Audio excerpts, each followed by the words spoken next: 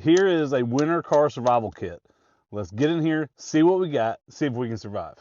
So here's the scenario. We're in the car, we're broke down, it won't run, we're out of gas, whatever, it won't start, and it's way too cold to be walking. Right now it is -2 degrees, and that's inside this car here.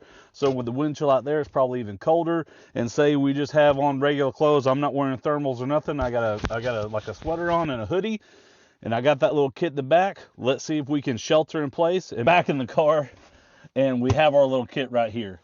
Obviously, there's a lot of space in here. We don't need this much space, so we're going to try to lock this down. All right, so this is like a new paint can from Lowe's, stuff full of what I deemed essential in this situation. Now, if you have room in your car and if you don't have a lot of stuff, obviously pack more blankets and all that kind of stuff. Pack some more gear. This is more of a minimalist, car survival kit. Just something that's going to help get you through the time, okay? Now, the only thing I don't have in this is a Grail and bottled water, which you can tell is now frozen because we haven't started the car today. But this stuff stays in the car anyway. This is always in here. This stays back where the your spare tire and your jack goes. That way we'll always have a system of water. So you may see me use this or not. Obviously that doesn't fit in this paint can, but that along with a simple tourniquet and a first aid kit, that stays in the car anyway, so that I didn't have to add to it. That stuff just stays in here. What I want to focus on is this.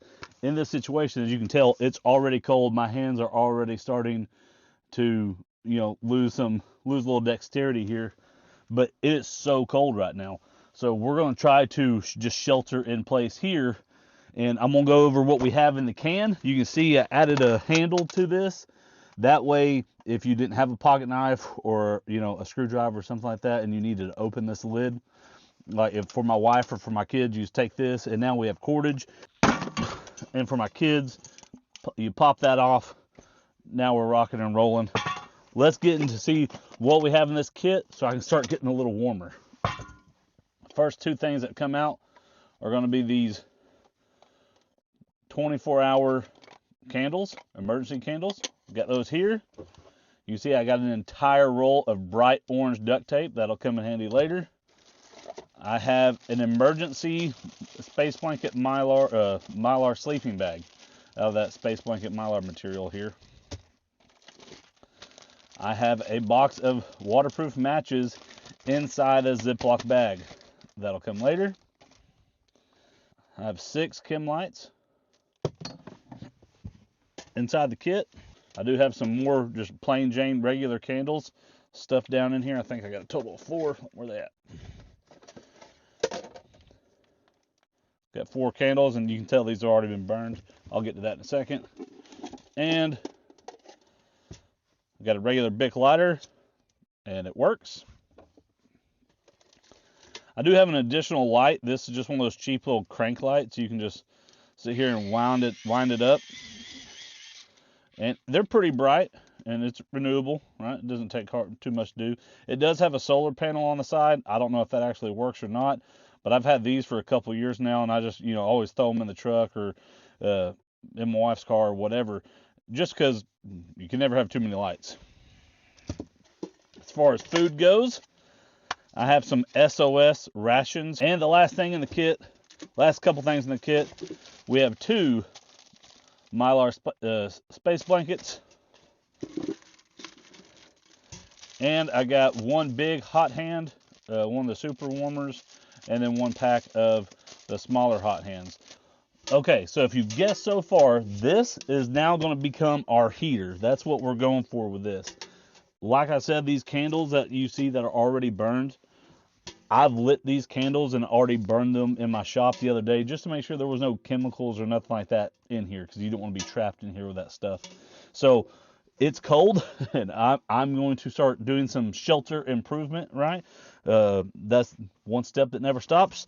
So I'm going to get my candles, get this lit, get this going to try to warm up this space. And then I'm going to take my mylar space blanket, because I don't need this much room. I don't need that front half if the car is not going to run.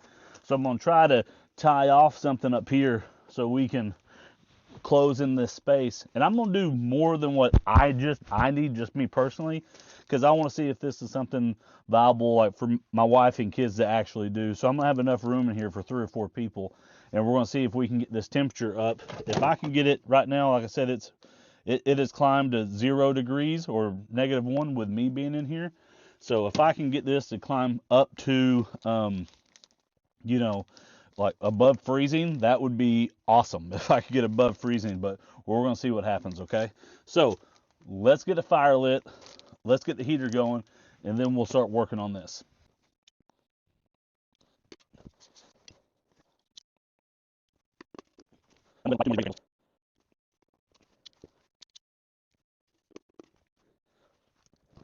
Whether it's psychological or not, I don't care. You can see it's just nice having some heat. I can already put my hand over that and feel a little warmth coming. And you can see those candles are just in there burning away. That one over there is struggling a little bit. I'm going to kind of lay this over top just to help trap some of that heat in here. So that'll build up even more. And I'm going to try to put this, towards the center of where, or away from where I'll be working. I'm going to put this over here to the right here in the center of the room. The center of the room? Yeah, center of the room. Does that feel right? Is that the right word? Center of the room I'm making, and we're going to see what happens.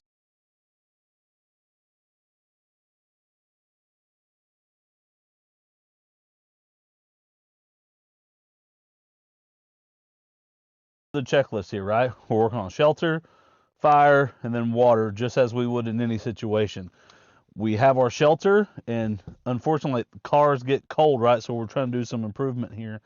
We have our fire, we have our heat going over here, trying to maintain that core body temperature. We have the hot hands, we have the space blankets, all that will help maintain what we need it to do. And then now let's talk about water. Now you can see this is frozen, but like I said, this was already in here. So this really wasn't part of my kit. What I did have is this Ziploc bag with the waterproof matches. Now if we take out these waterproof matches, we have this Ziploc bag. I can go out there and get snow or ice, but preferably snow because it'll melt quicker. And I can fill this bag up, and I can just have this bag sitting beside me, lay it beside this can, put it underneath my hoodie on my stomach near my core if it's not going to make me too cold. And I can thaw that out, and now we'll have drinkable water. Now, since we're doing this in a vehicle and we're thinking along those lines, let's be smart about where we get snow. Let's not get snow let's not scrape asphalt, right? Because we can still pick up some chemicals and, some of those petroleum products that wash off of vehicles naturally on the road that could be in that snow that we're scooping off if we're getting it too close to the ground. But as long as we're getting it like maybe off the top of a tree limb or even off the top of the car, maybe, off of a stump or something on the road itself, the water should be good to drink. You put it in here and we're good to hook. We're meeting those needs. Now, the next thing I want to talk about, we have these priorities done. We have our shelter, we have our fire, we have our water, but now let's talk about rescue. And that's why these things are in the kit. There's 6 of these chem lights in here. 3 of those are to stay with me in the rig, so I have a light at night in case something happens to that, that flashlight. In case something happens to that flashlight, I'm still able to see. And these last a long time. But these other 3 and this are also our signal devices, right? I can take this duct tape. Not only is it helping me repair my shelter and stuff, but now I can rip off a 4-foot strip of this duct tape and put it on an antenna. Now I have a nice big orange flag waving above. I can take this orange tape and tape these 3 chem lights to limbs, to the outside edge of the car, somewhere where they're not going to be covered in snow, right? We don't want to just lay these on top of the rig because then they're going to be covered in snow. You're not going to see them. But if we get some sticks and place them in the road, make them stand up, duct tape the stuff off. Now we have a daytime active marker that people can see, and then we have nighttime markers as well. And if we hang up 3 of them, that's enough to make people question like something's going on. Maybe if we ran off the road a little bit and we can't be seen, or if we're on a long stretch of highway, this is going to up our visibility, and that's why we have these things in here.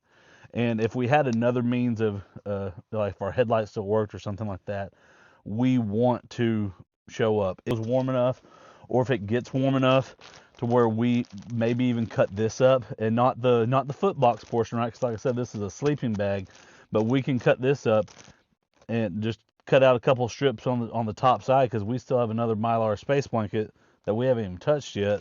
This can also turn into a signal device really quick. But if that little heater don't start pumping out some heat, this may be our lifeline later tonight. Between these space blankets and that, we'll be able to reflect all that stuff back to us. As we're talking about our survival priorities, obviously I got the shelter put up and I got the fire lit right off the bat, right? I got the fire lit while I was putting that up, just so we can start trying to make some positive change in this, and I'm trying to improve that shelter, right? I could even close this in some more, but like I said, I want to be big. I can move this back another foot and just have just enough space for me and that paint can, and it would be warmer in here, significantly warmer, and I would just have to sit there with a paint can between my legs. But right now I have enough room to stretch out. I got room for activities in here, man. I can do all kind of stuff. It's great. But the point of survival, especially in a situation like this when it's this cold, is maintaining that core temperature, and that's why I have these things here. That's why I got these hot hands, and you can see this runs for 10 hours. This one claims it runs for 18 hours. I've used a lot of these. I've used these my entire life for hunting and stuff like that, especially for my kids. And as long as they don't get wet, they tend to last. They really do last a very long time. I've never like checked down to 18 minutes or 18 hours or 10 hours, but they do run a long time. But I would save these for nighttime, because I know it's going to get colder at night. If something happens to my candles, whatever, and I get in a bind, I can get these, put them on my core, get inside my sleeping bag, and I can ride out the night. SOS rations here. So this is, I've ate these before, and they actually taste pretty good. They're not bad, but this thing weighs about 1.5 pounds. It's 1.66 pounds, and this whole thing is 3,600 calories. And this is actually cinnamon flavored. I can't really it's kind of like a granola bar. You kind of see they're broken into, I don't know if you can see those ridges there, but see how there's 3 different bars there. Each bar, it says, contains about 410 calories. 160 calories is fat of that. So these are pretty good. I've carried this one for a while. Like I said, they last about 5 years or 6 years. If you've ever tried to power through a cold MRE, it sucks to do, right? And I rather do this. I mean, yeah, they're a little dry, but like I said, they're not bad. They're just a granola bar that has a bunch more stuff in it, right? I'm sure, again, if you're not going to limit yourself by a paint can, you can get more stuff out here.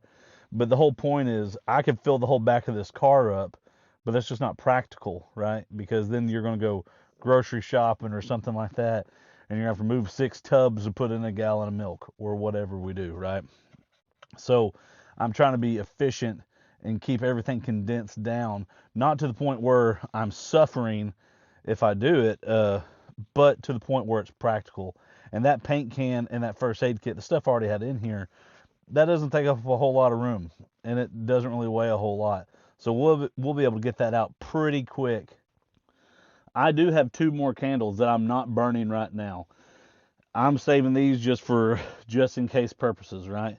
In case one of these burn out, the wicks mess up, rip off, whatever, and I can't get the candle light, I have some backups, especially if I was going to stay out here all night. Temperature here. Let's see what we got. All right. A little fluctuation there, but we can see that's me trying to hold the camera and focus that all at the same time. So let's say we're hovering somewhere around 160. Let's just meet in the middle. We've seen some measurements 170, 160. I'm going to move this closer to me, put it in between my legs so I'm getting the full benefit of the warmth, and we'll see if we can get the temperature to go up in here. Everything in place. I got my signaling out there ready. I got me some snow put away for some water. I'm going to get my thermometer here just so I know what we're working with. I got my paint can now in between my legs, and I'm just going to kind of lean back here. And I'm going to get this other space blanket, and just kind of drape it over myself so I can sit here pretty comfortably, but have all this reflecting back on me and see how warm I can get it right here.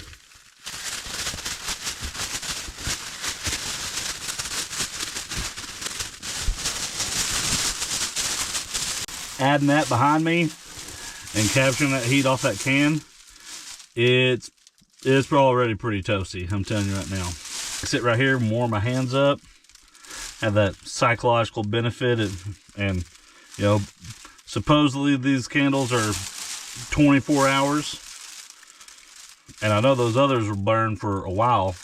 I can feel, I'm gonna move this a little closer to me. This says right now 32 degrees. I'm gonna place this right underneath here, wait a little bit. Hour, so just an hour sitting back here. I put the other extra blanket wrapped around me, kind of closed around my knees and stuff, and got the paint can heater closer to my thighs, and it got up to 52 degrees. And the other thermometer that was still in front on the other side of this Mylar blanket is sitting at 28 degrees. So a 20-degree difference between a couple space blankets in there and this space blanket wall here. The final reading on the paint can, the hottest it got on top was still around that 160 degrees, but the edges started warming up too. So it got from 90 degrees on the bottom up to 110 on the sides, closer to the top. So that whole thing started to radiate out more heat, but it took probably 30 or 40 minutes for everything to warm up. The candles seem to be doing well. The ones, these here, already kind of melted down about halfway. So these definitely wouldn't last but maybe an hour or two. But the 24-hour candles still seem to be burning very well. They seem to be working. So I feel like those are more of the lean to. And I know there's some other brands out there that make longer burning candles. These were just cheap ones that had them on clearance. And I went ahead and bought them. They were like $1 for a 4-pack. So I was going to try them out. But there we go. There is a winter survival kit that fits inside of a paint can. And I think, I mean, I'm going to count that as a success. I could have, you know, blew those candles out. I could have rationed that flame out more. I didn't break into my food or to my hot hands or anything like that, but definitely could have went that way. Hopefully when I'm taking the duct tape off of here, boss lady, don't leave no residue or nothing. The boss lady get mad at me. Don't want to rip something in her car. I'm going to go in there to my wife and kids. Anything that you think I should have added to the kit or something else that, you know, that works better, hey, let me know. Put it in the comments. Maybe I can add it in there or incorporate it in another video. That's all we got. Visit ArkansasSurvival.com to see our upcoming courses. And again, thanks for watching.